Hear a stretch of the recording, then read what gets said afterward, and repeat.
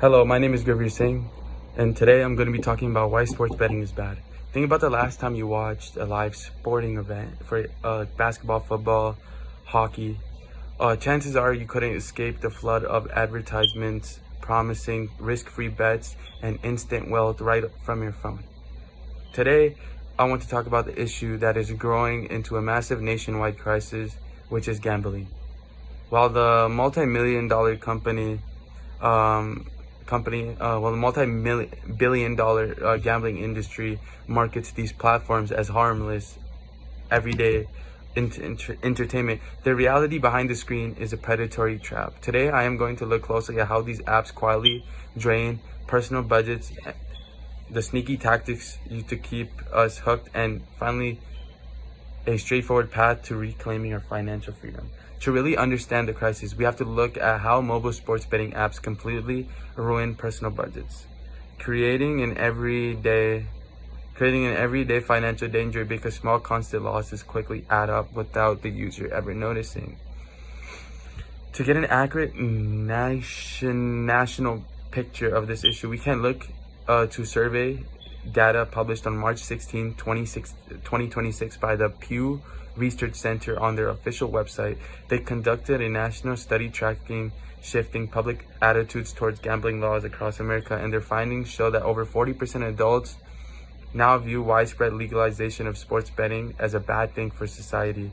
The data explicitly explains how having a casino in your pocket through mobile apps causes young adults to experience how several financial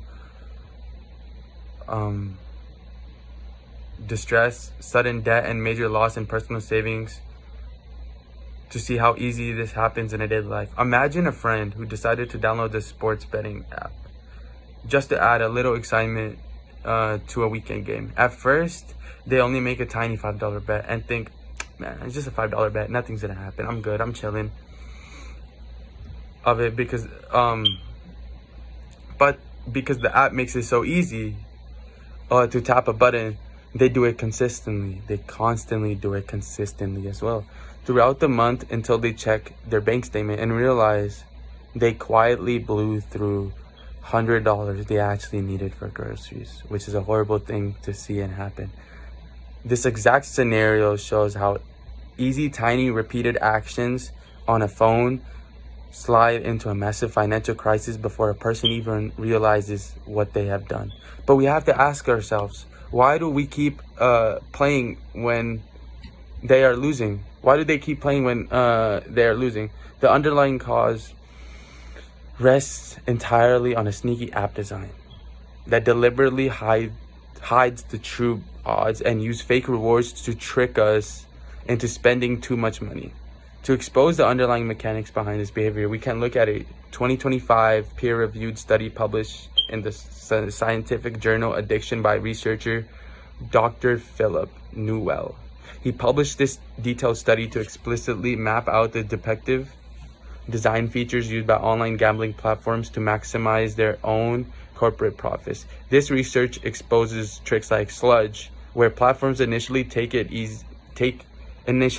it easy to deposit money but create extra hidden clicks to slow you down when you try to withdraw your winnings. Furthermore, the study found over 70% of online gambling platforms suggest default in game betting sizes. And also, people who bet in their first year tend to lose over $1.2 billion. The first year of sports bettors, the first time doing it, which is crazy. Tricking users into overspending their budgets. Consider what happens when someone downloads a sports betting app because it offers a risk-free first up to $100. They think they have nothing to lose, but after the bet loses, they discover the app doesn't give their cash back. It only gives them non-withdrawable site credit that forces them to keep gambling on the app, try to get their original money back. So putting more money just to lose even more money. You put up more money, try to break even, but in reality, you're losing way more money. This perfectly reflects the real marketing traps these companies use, showing how a flashy promotion is designed to lock users into a cycle of continuous spending. Fortunately, we do not have to remain victims of this design at all, because we can completely protect our finances by deleting these betting apps entirely and finding a healthier offline ways to watch and enjoy sports. To find a practical path, we can follow clinical behavioral guides published by KindBridge Behavioral Health on their professional resource portal. As a nationwide medical organization specializes telehealth treatment for gambling, the digital addictions, they publish these recovery strategies to give individuals actionable actionable steps to break the cycle. Their medical experts state that to protect your finances, you have to break the digital compulsion by removing the betting apps completely, meaning you must close your sports accounts and delete the mobile apps from your smartphones, iPhones, tablets, computers entirely, because watching games on a TV or scrolling social media triggers an immediate impulse to place live game wagers, because it's an addiction. You're addicted. It's like you smoke a cigarette or you vape, and your brain wants that nicotine. It's like a craving. It's like an addiction. They explicitly recommend replacing screen-based sports viewing with healthier offline alternatives, such as changing your routine to engage in physical sports, recreational sports, or doing special outdoor alternatives, such as hanging out with friends, to completely break the digital cycle. Consider a sports fan who realizes they are losing hundreds or thousands of dollars a month because they have betting apps on their phone, making gambling too effortless during games to break. Because having betting apps on their phones makes gambling too effortless during games to break the habit. They delete the app entirely, block the sites, then they change their weekend routine by inviting friends over to have a fun offline social hangout. This scenario shows us that disconnecting from betting apps doesn't mean you have to stop enjoying sports. It just means finding a healthier way to experience them.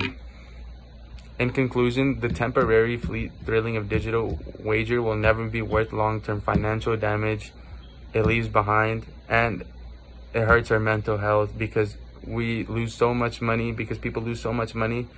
Their mental health goes down because they've basically have lost everything. They've lost their homes, if they put up their homes, their cars, all of that. So please never, ever, ever gamble. Thank you.